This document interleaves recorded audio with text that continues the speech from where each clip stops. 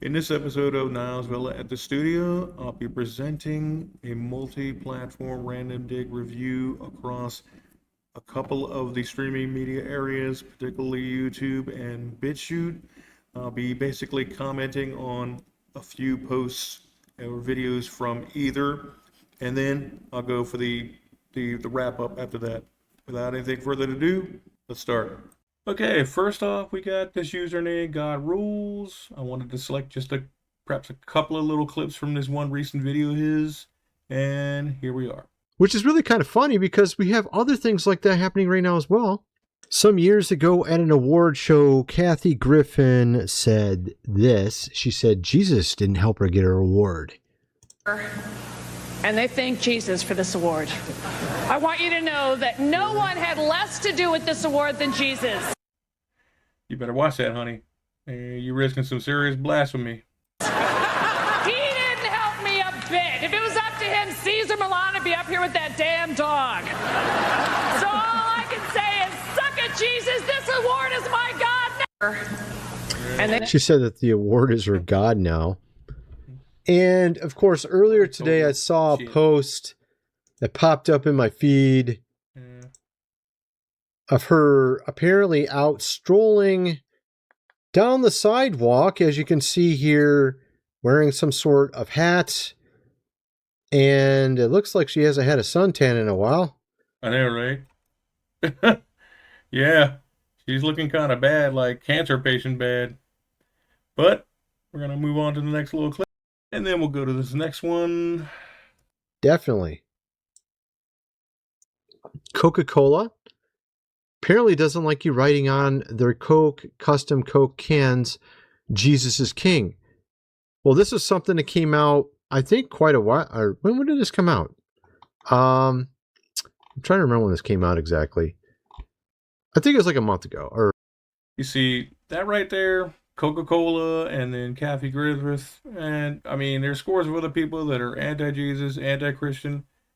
What's going on with these people? Are they fucking certifiably nuts or what? a couple weeks ago. That's what it was. It was a couple weeks ago. Really? And here you have a clip of a guy showing some of this craziness. Now, they've already changed it to where you can't put Allah or Jesus or Buddha or anything now on the can. Mm-hmm. But watch what they allowed before and tell me what you think about this. This is Probably Satan is Lord. Oh, probably patronizing Satan. pretty nuts, actually. Coca-Cola, I'm going to need an explanation for this. All right, we're going to do this one live because I don't want to see any comments that, oh, this is a conspiracy theory, blah, blah. You can see we're on the Coca-Cola website URL right there. Yeah. We're going to scroll down to personalize our Coke can. The first entry we're going to try is Allah is King. No issues with that. You can see it on the Coke can. Next entry we're going to try. No issues with that. Let's even try Satan is King. Uh-oh. Satan is king? Really? Damn. Zero issues with Satan. Oh my goodness. Now let's try Jesus is King. Now that's where there's issues. Oh, so Jesus can't be on the can, but all them other motherfuckers can be on there, huh? Okay. That's some serious double standard, but okay. So you can still see the Satan on the Coke can here. Immediately rejects Jesus is King. Gonna need an explanation on this one. Actually, it went farther than that. Apparently, you could type back then, you can't do it anymore, or, well, you could type back then, Jesus is evil, and it worked. Okay? Let me show you that. So, you could write, Jesus is evil, and it worked. And we need to go see if it's true. It looks like if you go to the Coke website where you can personalize a can with someone's name on it.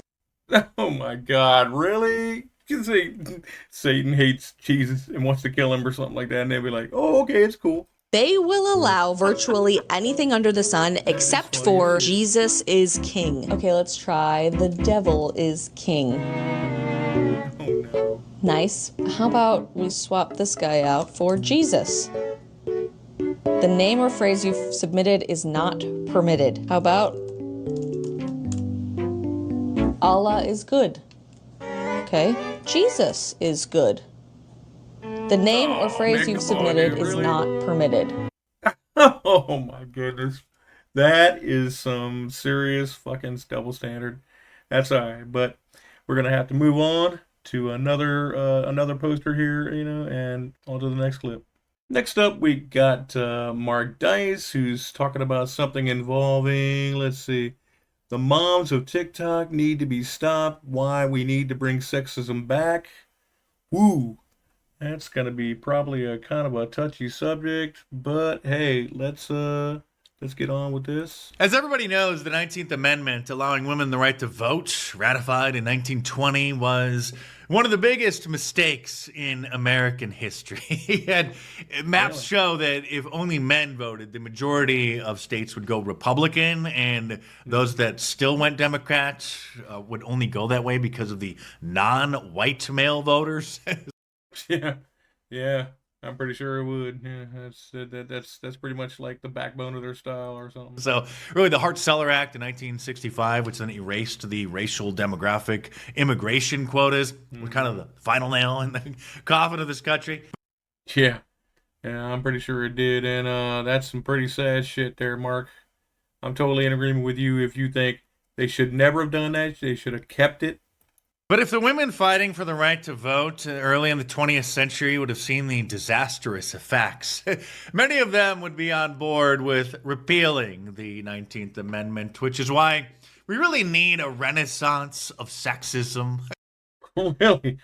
You don't say, huh, Mark? All right. Tell me more. We need a return of like 1950s style sexism, at least. We need to make sexism great again. Are you sure about that, Mark? I don't know, dude.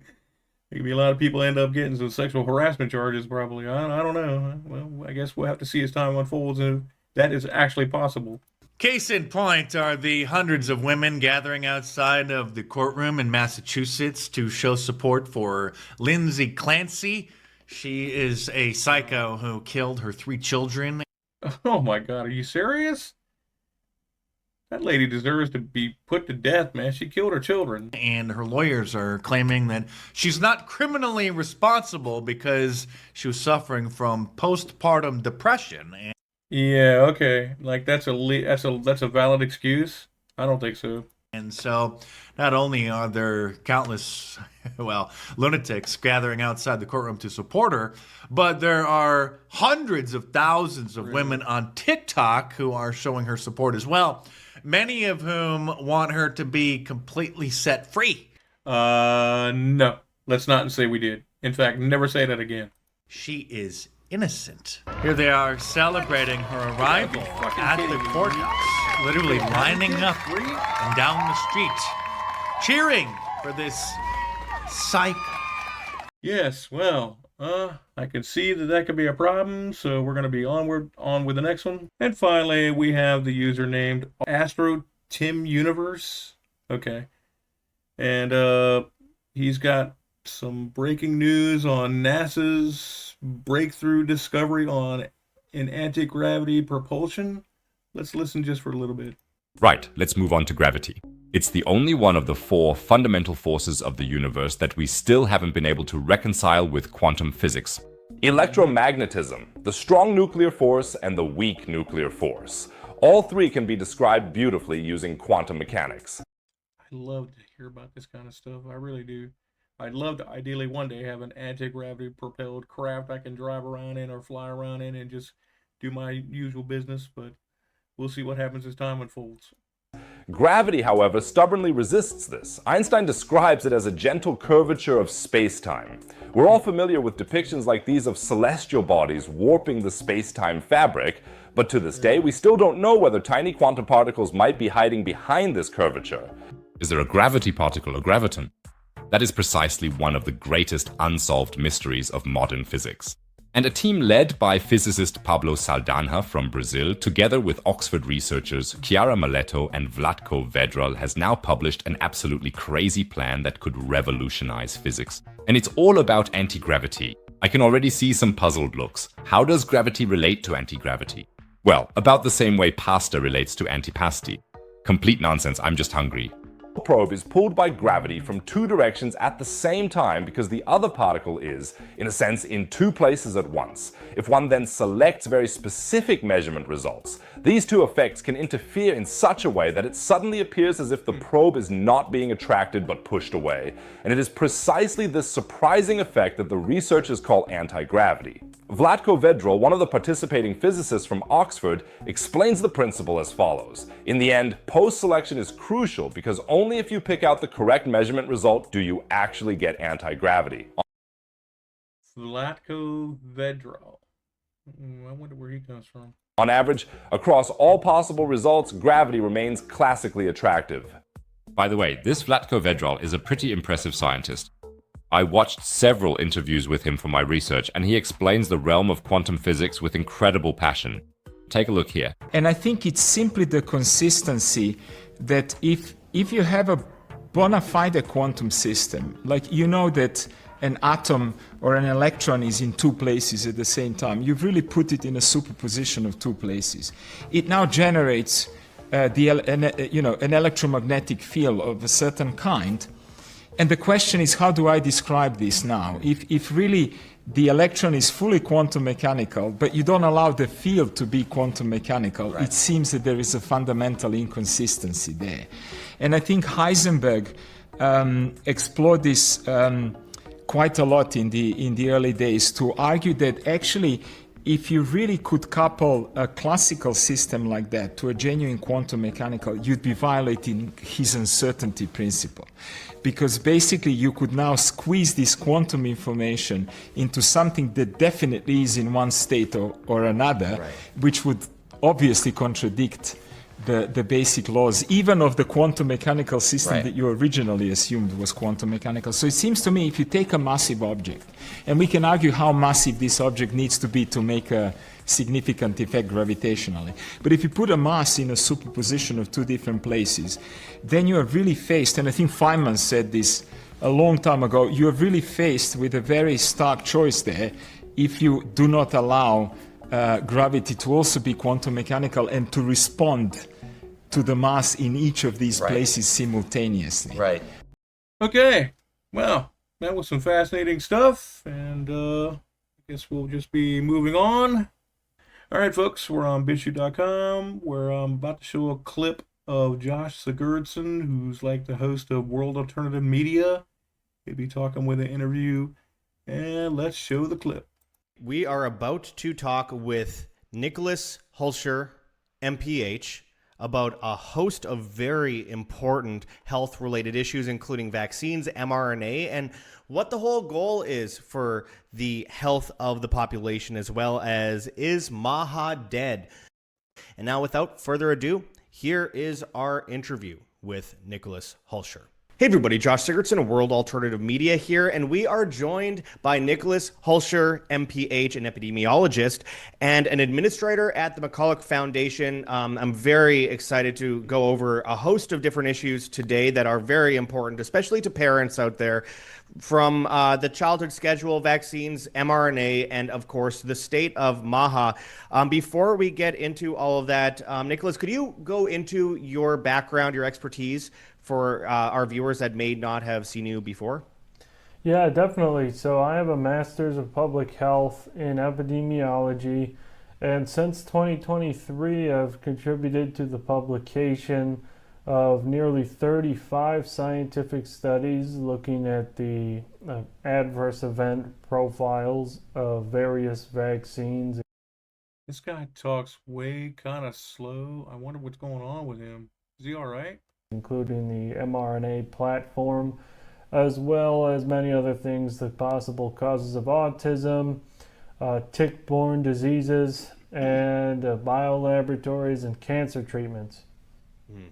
It's very interesting stuff. You've been going quite viral lately on X. I've been seeing your videos and clips pop up basically everywhere. And I wanted to start off with the childhood schedule.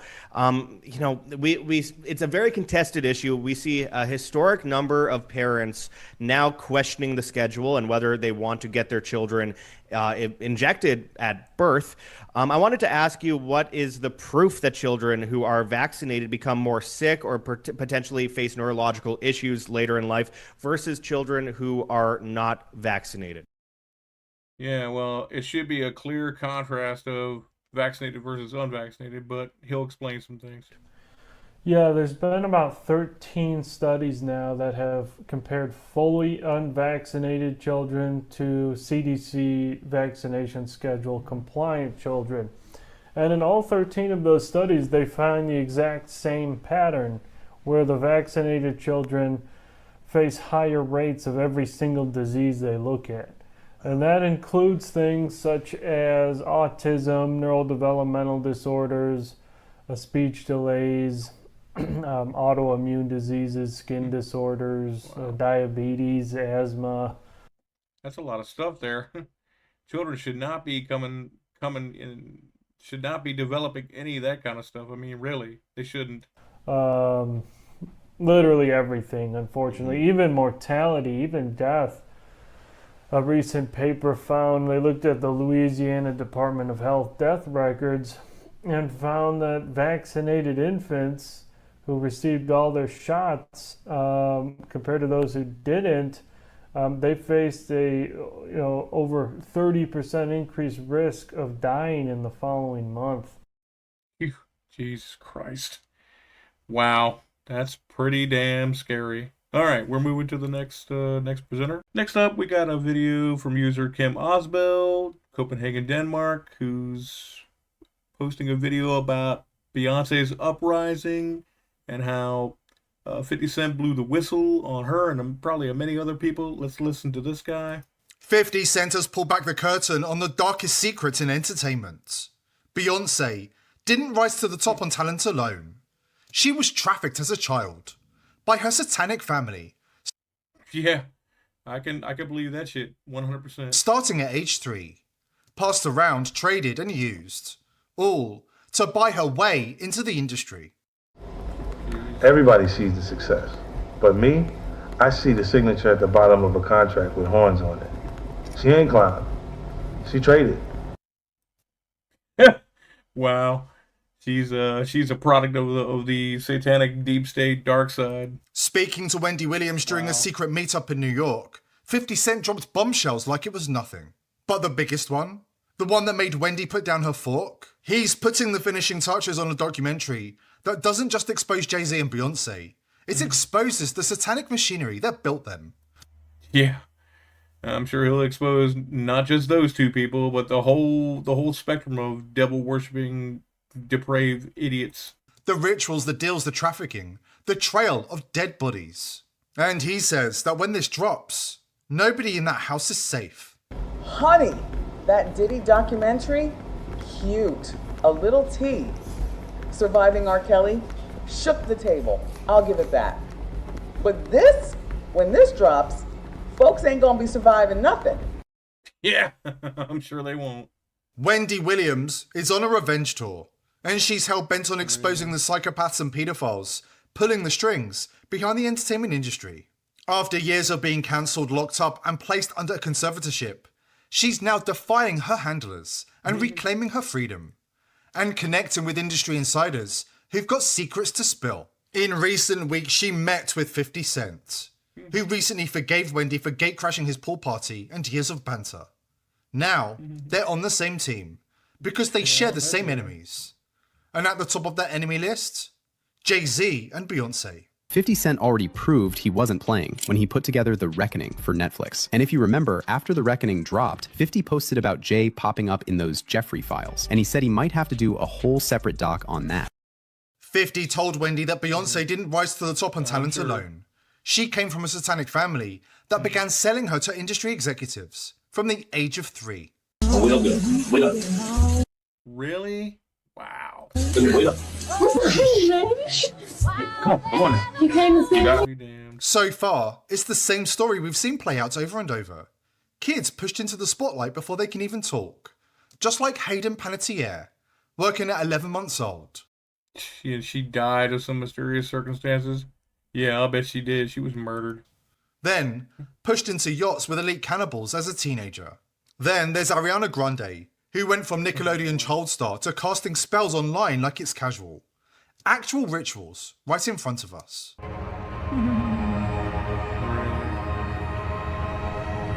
That is some really sadistic shit, what's happened to these poor women.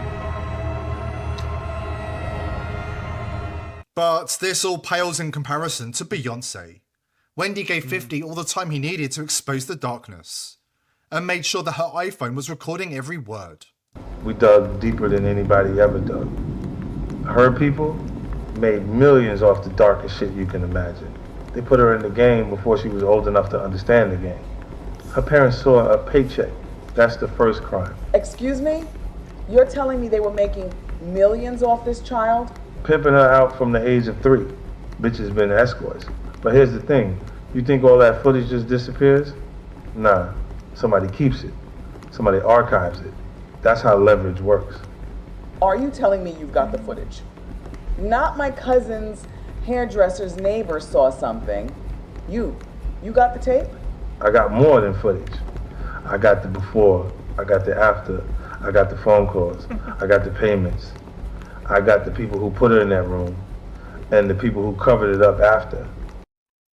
Whoa, he's got it all, dude. Oh my goodness. All right, that's some explosive shit. I'm willing to see that. Let's get on with this final clip in BitChute, and then the wrap it up. And finally on BitChute, we have user Jim Rizzoli, who's doing a video called Holocaust Myths and Other Such Things. So let's watch. Segment, I'm going to be dealing with the Holocaust. About 15 years ago, we found some information about the Holocaust that we didn't know about. So we decided to look into some information because it had to do with somebody that was in the religion we used to be in. And he got kicked out of the church because he quoted some figures about how many people of that religion died in the so-called Holocaust. So we started looking into it, asking some questions, and then of course it never stopped. Because we started looking into some things about the Holocaust, so we started to find out that weren't true. Figures exaggerated, stories lied, fibbed, made up, and this and that. I've done all my best to look at both sides of the Holocaust story. I've got on the internet. I've bought books. I got books like Inside the Gas Chamber, American Views of the Holocaust. I got a book here, Art of the Holocaust, and I've really given it a good chance to look into the topic and get both sides of the story. The problem is that I'm getting a part of the story of this Holocaust that is terribly contradictory. Really? What's so contradictory about it? Every one of these Holocaust survivors claim they come from Auschwitz. Now, you'd think you'd have one story and it would go all the way through, but it isn't. You got stories by people that say one thing and then it didn't. Well, this guy says something completely different. See, my point is there a book out there? Because I know in Germany and the European countries, 7, 10, 12, whatever, you can't talk about the Holocaust because the Holocaust has been closed. They don't want to question it. And if you talk about it, even if you are a lawyer and you're defending somebody, you will go to jail, plus the person you're defending, if you start questioning the Holy Grail Holocaust. Really? Well, I guess I better never do that. So I just want to bring up a couple of points because I could go on for hours, but I'm only going to bring up a couple of points that really get my goat that I don't understand. In this book here, this is called The Art of the Holocaust. As I was flicking through it, one of the things that perked my interest was, you notice a picture here. I don't know if you can see it, but it shows all the women around and they're all getting their hair cut off their heads. Right here, and then it says here how humiliating it was, and blah blah blah. In Framingham, there's a woman named Rena Finder when she tells about her Holocaust story. Yeah, I'm sure I'd love to hear that one. About Schindler's List and working for Mr. Schindler. She says it was such a humiliating experience having her hair cut off. Well, the problem is she doesn't tell you the rest of the story, because if they didn't cut the hair of the people off in these spots and quarantine these people, they were also quarantined that every one of them would have died. All of them would have died of typhus. So she makes it look like the reason why their hair was cutting off was because it was to humiliate the Jews. It wasn't. It was to actually save their lives. So anyways, we have a picture here of people getting their hair cut off, okay? Now, you're going to say, well, what's interesting about that? Well, let's take a look. In part of the book here, if you go on to a section and you're going to see a drawing here, this picture shows people in the gas chamber now, with all the hair on their head being gassed. Yeah, being gassed, really. This is quite a story so far. Now, I don't understand this. What's the story? Everybody says they got off the trains. Mengele said go to your left, go to your right, and the people that went one way worked and lived, and the ones that went the other way went immediately into the gas chambers. The stories don't make sense, because these other stories tell you when they came into the camps, they had their hair cut, all their clothes was taken off them, they were all given new clothes, they were brought to showers, they were disinfected, fumigated all their clothes and shoes and everything, and given all new clothes, and of course they were completely bald too. Okay, well, I've heard enough of that one for today, and we're just gonna kind of cut it there. And all right, folks, comes the end of the video here, and I hope you all enjoyed watching. I was quite surprised with a couple of the stories there. And until then, I'll see you in the next one. And remember, like, subscribe, share, and comment.